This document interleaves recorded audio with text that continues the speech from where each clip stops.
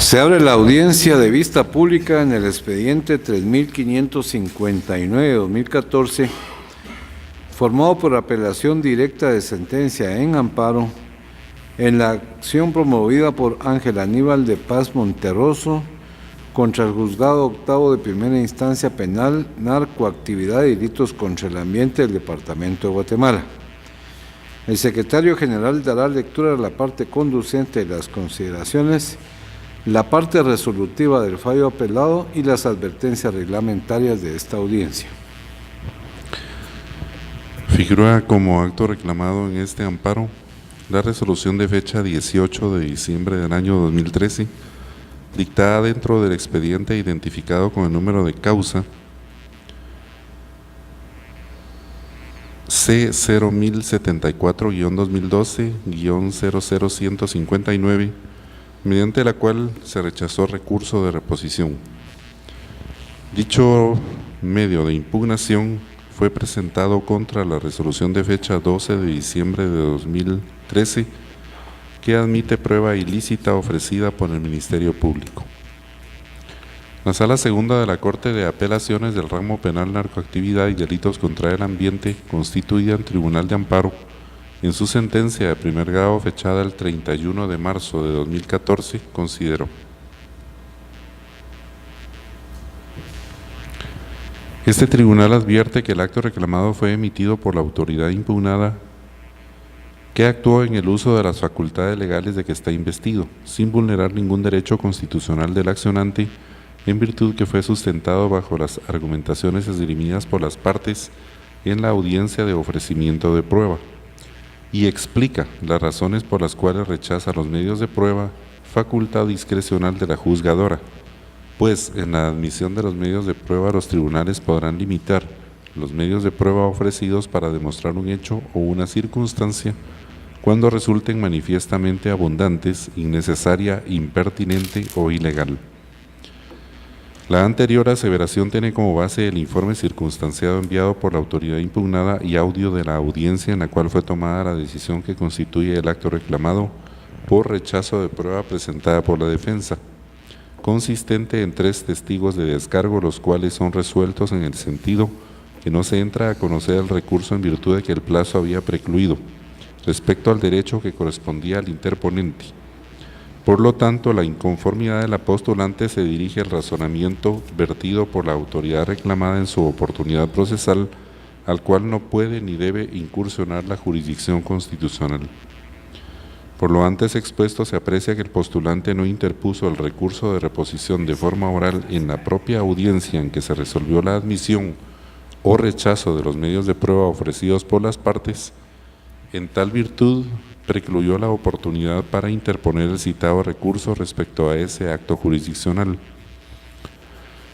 En el presente caso se establece que el amparista no interpuso el recurso de reposición en la audiencia respectiva celebrada el 12 de diciembre de 2013, sino que lo interpuso de forma escrita el día 17 de diciembre de 2013, por lo que la autoridad recurrida, con sobrada razón, rechaza el recurso, pues su derecho de recurrir ya había precluido, por lo que el rechazo del recurso no causa agravio, por lo que deviene procedente de negar la presente acción constitucional de amparo.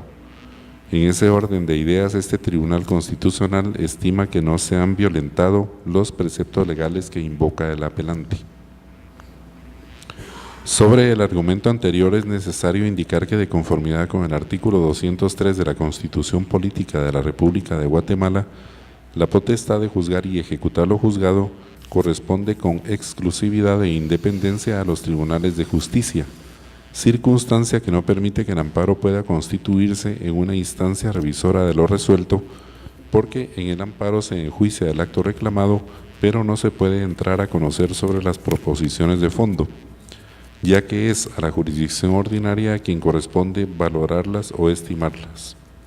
Además, el hecho de que lo resuelto por un tribunal de la jurisdicción ordinaria, actuando en el ejercicio de sus facultades legales, no le sea favorable a los intereses de la amparista, no configura violación constitucional alguna en perjuicio del postulante. Por lo anteriormente considerado, este Tribunal Constitucional concluye que la pretensión de la solicitante es de constituir una instancia revisora de lo resuelto por la autoridad reclamada, a lo cual no puede accederse porque sería contrario a lo preceptuado en el artículo 211 constitucional, por lo que el amparo solicitado debe denegarse. Se condena en costas al apelante porque no actuó de buena fe, pues lo que pretende es retrasar el proceso. Además, se impone multa de 1,000 quetzales a la abogada patrocinante.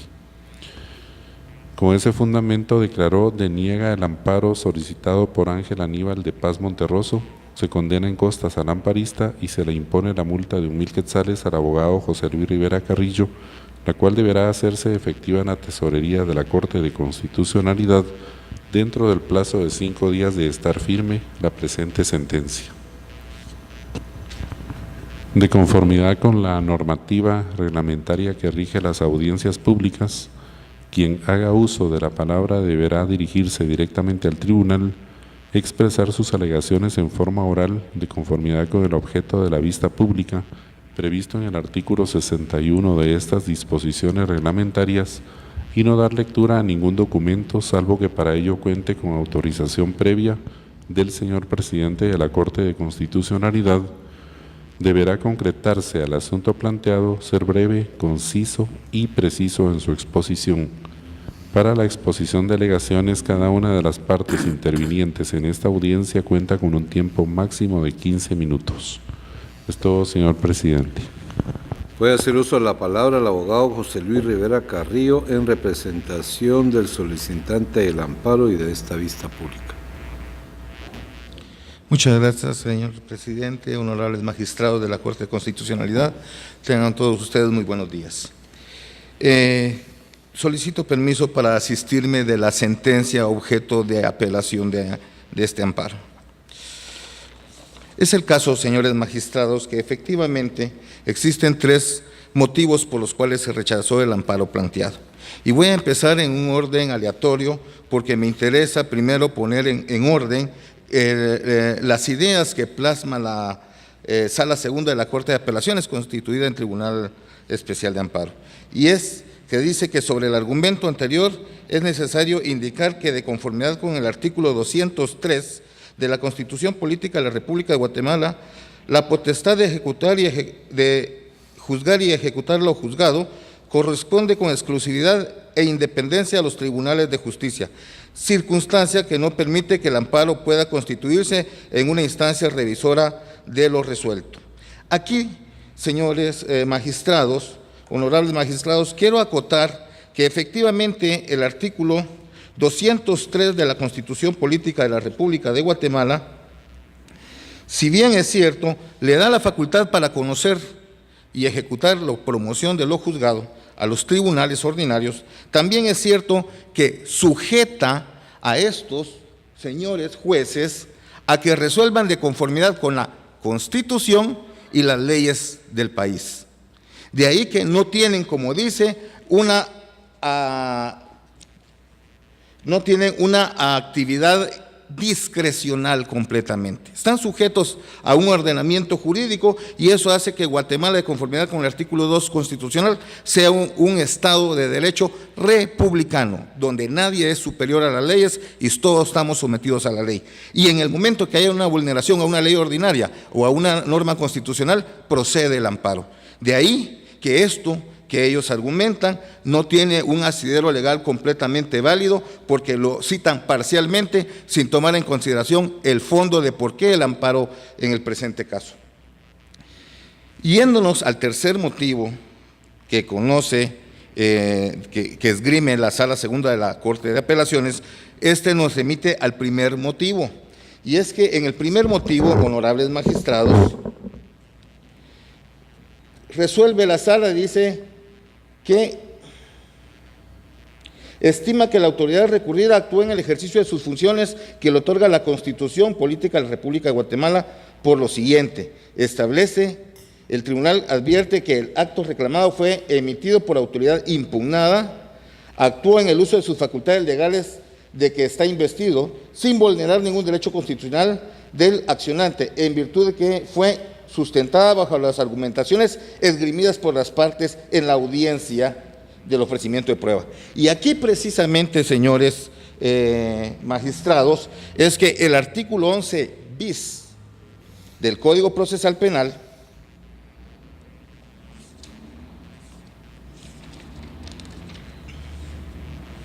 nos indica que la fundamentación expresada por los motivos de hecho y de derecho en que se basara la decisión, así como las indicaciones de resolver que se les hubiere asignado a los medios de prueba.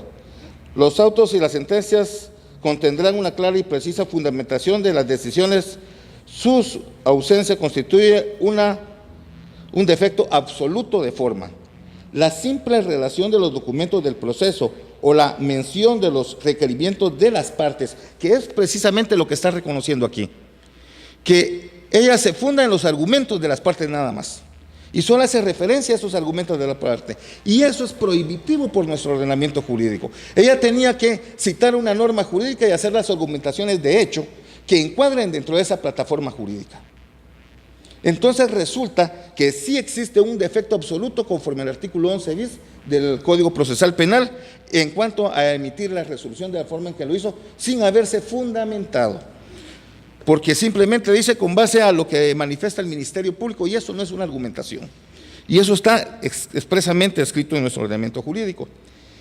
Y por último, habiendo atendido el tercero de los supuestos que plantea la Sala Segunda de la Corte de Apelaciones, constituida en Tribunal de Amparo, y el primer argumento, que también, como vemos, no está sustentado debidamente, nos pasamos al segundo de los argumentos, que sería el último para nosotros. Y en este caso, honorables magistrados, la Sala Segunda de la Corte de Apelaciones estipula que en el presente caso se establece que el amparista no interpuso el recurso de reposición en la audiencia respectiva, celebrada el 12 de diciembre del 2013, sino lo interpuso en forma escrita el día 17 de diciembre del 2013, por lo que la autoridad recurrida con sobrada razón rechazó el recurso, pues su derecho de recurrir ya había precluido. Y esto, señores magistrados, no es cierto.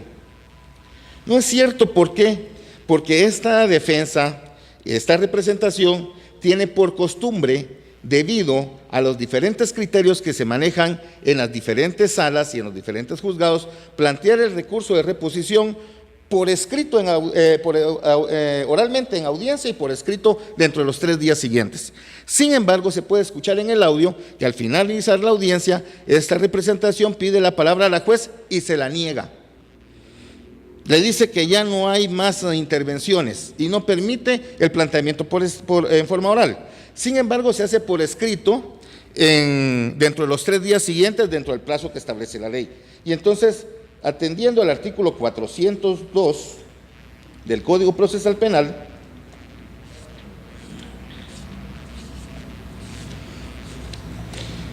estipula que el recurso de reposición procederá contra las resoluciones dictadas sin audiencia previa y que no sean apelables a fin de que el mismo tribunal que las dictó examine nuevamente la cuestión y dicte la resolución que en derecho corresponde.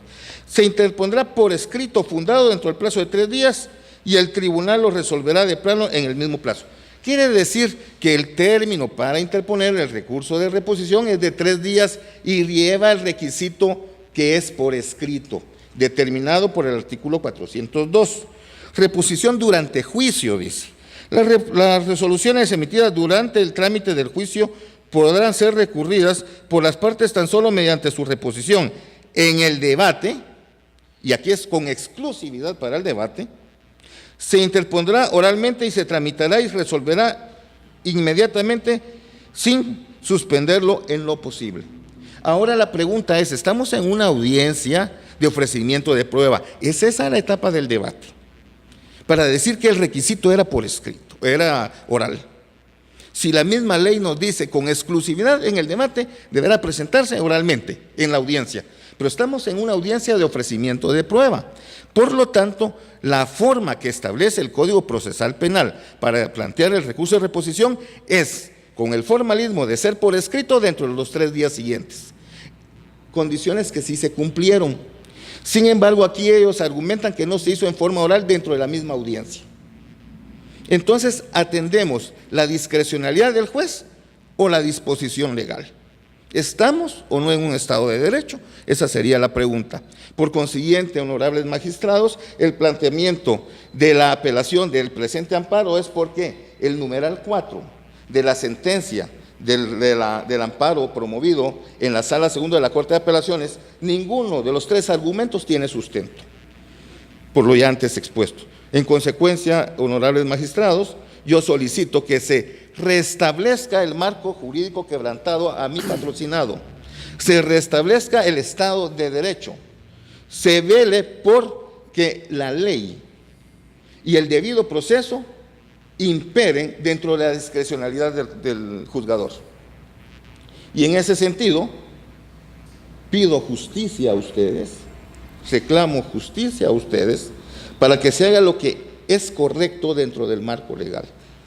Y es por eso que estas circunstancias hacen que se motivara la apelación de este amparo y no se congeniara o no se estuviera de acuerdo con lo resuelto por la honorable Sala Segunda de la Corte de Apelaciones, porque cita normas en forma truncada y parcial y los argumentos esgrimidos son contrarios a nuestro ordenamiento jurídico, violándose en ese sentido el artículo 11 bis, el 343 del Código Procesal Penal, el 402 y 410 del mismo Código Procesal Penal.